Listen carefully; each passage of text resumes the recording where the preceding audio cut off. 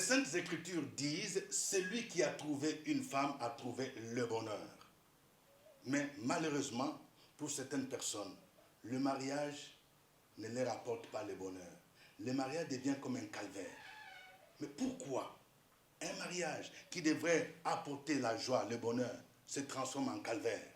L'une des raisons, c'est que les gens ont mal commencé. C'est pourquoi je développe cette série d'enseignements sur comment éviter les mauvais départs. Aujourd'hui, le mauvais départ que je vais partager avec vous, c'est le fait d'épouser quelqu'un qui n'a pas la même vision que la vôtre. C'est un mauvais départ. Et quand je parle de la vision, il y a 3 dimensions de la vision. Il y a la vision religieuse, il y a la vision socio-professionnelle et la vision familiale ou matrimoniale. La Bible dit dans Amos 3, verset 3, « 2 hommes marchent-ils ensemble sans en être convenus ?» C'est une question. 2 hommes marchent-ils ensemble sans en être convenus, c'est-à-dire sans s'accorder? Il est difficile, voire impossible, de marcher ensemble, d'épouser un homme, une femme, sans avoir un fondement solide, sans avoir la même vision, sans avoir une orientation commune. C'est difficile. Il y a ceux qui essaient de forcer leur union sans avoir la même vision, sans s'asseoir pour voir où ils ont mal fini. Leur mariage n'a pas tenu. La vision.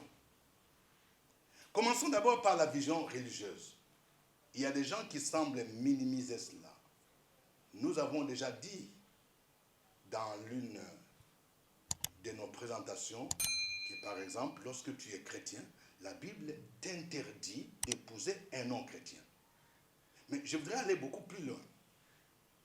Vous voulez épouser, par exemple, quelqu'un qui n'a pas la même confession de foi que la vôtre. Vous savez, même dans le milieu dit chrétien, beaucoup de gens disent « je suis chrétien, je suis membre de telle église ». Aujourd'hui, parfois, ce que les gens appellent église sont des sectes. Lorsque, par exemple, je suis un chrétien évangélique, il y a beaucoup de gens, lorsque on parle de chrétiens évangéliques, ne connaissent même pas les fondements de ce qu'on appelle la foi évangélique. Lorsque je suis un chrétien évangélique, il y a des fondamentaux. Par exemple, c'est le fait que la Bible est le seul document valable, la parole de Dieu. Cela veut dire que le fondement de ma foi, c'est la Bible, la parole de Dieu. Je considère quelque chose comme vrai parce que la Bible me le dit. La parole de Dieu, la Bible, est l'autorité en matière de foi et de conduite normative pour le chrétien. Ce n'est pas la tradition, ce n'est pas la philosophie, mais la Bible, la seule parole de Dieu. Pour un chrétien évangélique, Jésus-Christ est le seul sauveur et le seul Seigneur. Nous n'avons rien à ajouter. Il n'y a pas un autre sauveur. Il n'y a pas quelqu'un d'autre qu'on peut mettre sur un même pied d'égalité que Jésus-Christ. Il est Seigneur. Pour un chrétien évangélique, il y a des fondamentaux, par exemple, la doctrine de la Trinité. Cette doctrine qui enseigne qu'il y a un seul Dieu, mais qui s'est manifesté en 3 personnes. Il n'y a pas 3 dieux, il y a un seul Dieu, mais qui s'est manifesté en 3 personnes. Père, Fils et Saint-Esprit. Il y a l'insistance ou la croyance à la conversion personnelle. Les évangéliques, nous croyons qu'on devient chrétien par une décision personnelle. Il faut que chaque personne, après avoir entendu l'évangile, elle décide de dire oui ou non à Jésus.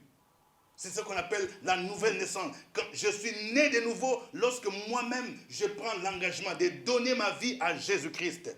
C'est pourquoi pour les évangéliques, le baptême qui est valable, c'est le baptême adulte. Le baptême qui est administré après que j'ai reçu Jésus-Christ, étant conscient. Voici quelques fondamentaux de la foi évangélique. Alors, lorsque vous épousez quelqu'un qui ne croit pas en ces vérités, vous n'aurez pas la même vision religieuse des choses.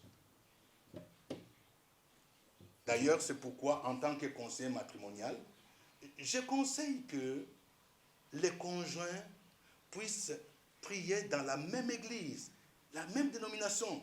Je ne dis pas que c'est un péché, par exemple, si moi je suis un chrétien méthodiste et que j'épouse un mari ou bien une femme qui est dans une église presbytérienne ou bien baptiste, je ne dis pas que c'est un péché.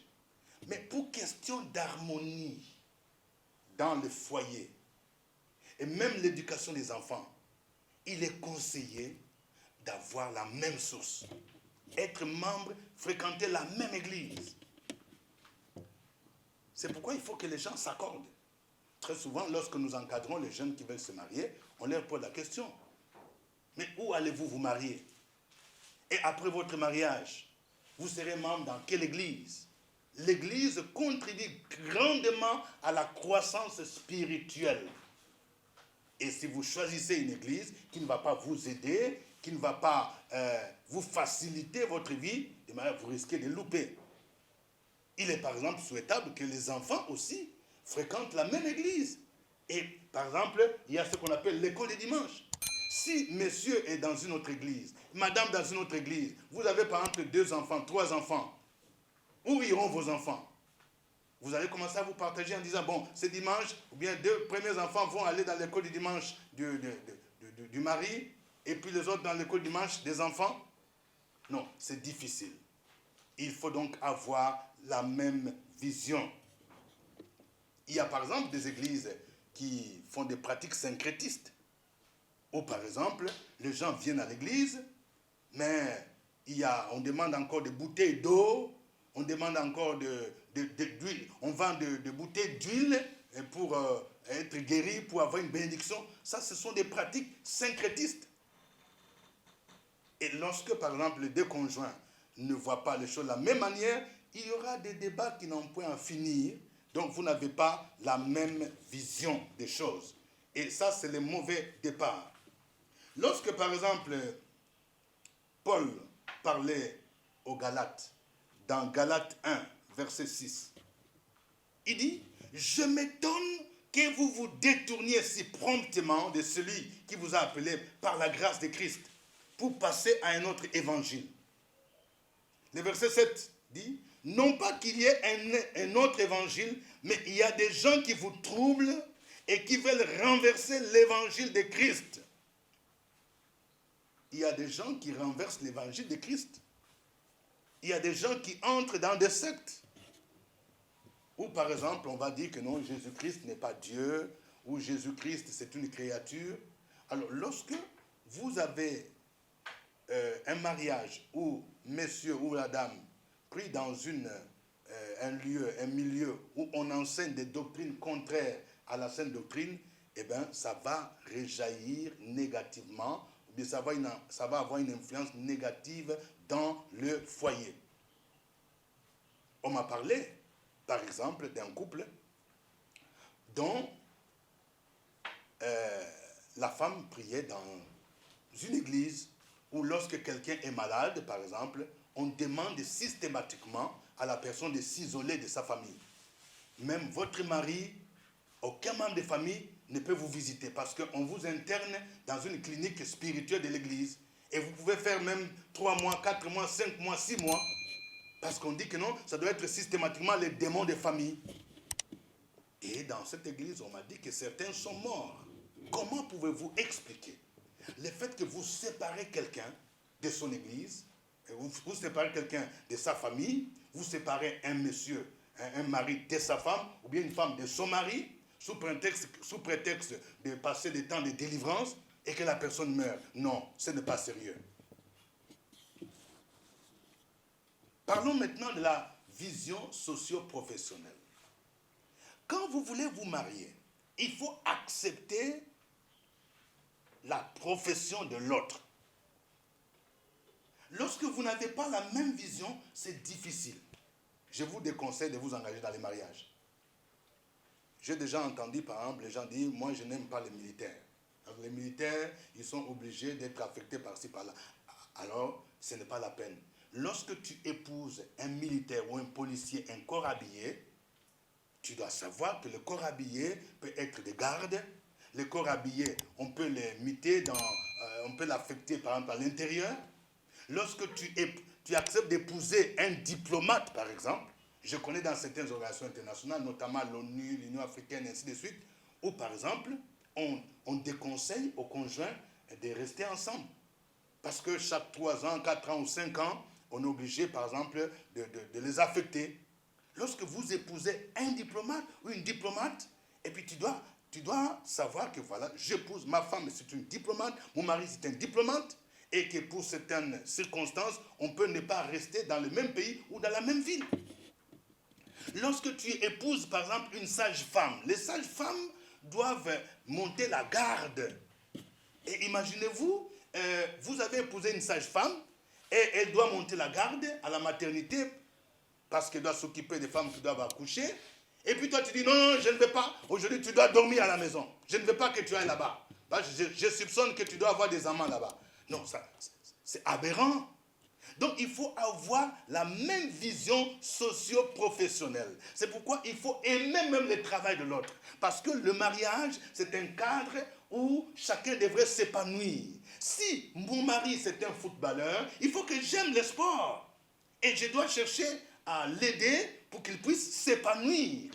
Si j'épouse, par exemple, ma femme est une chantre, elle veut sortir un album, il faut que j'aime, il faut que je l'encourage. On doit avoir la même vision. Lorsque vous vous mariez et que vous n'avez pas la même vision socio-professionnelle, ça va avoir un impact négatif. C'est un mauvais départ.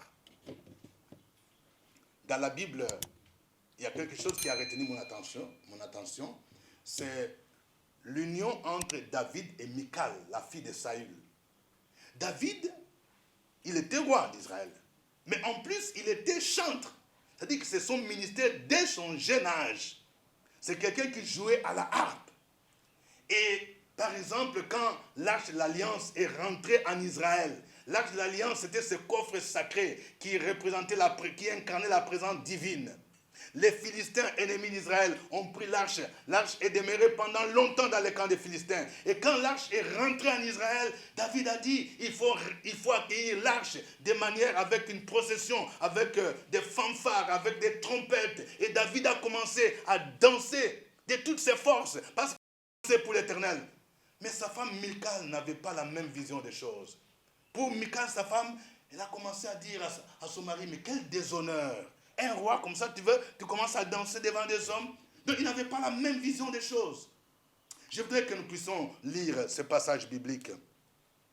2 Samuel, chapitre 6, verset 16.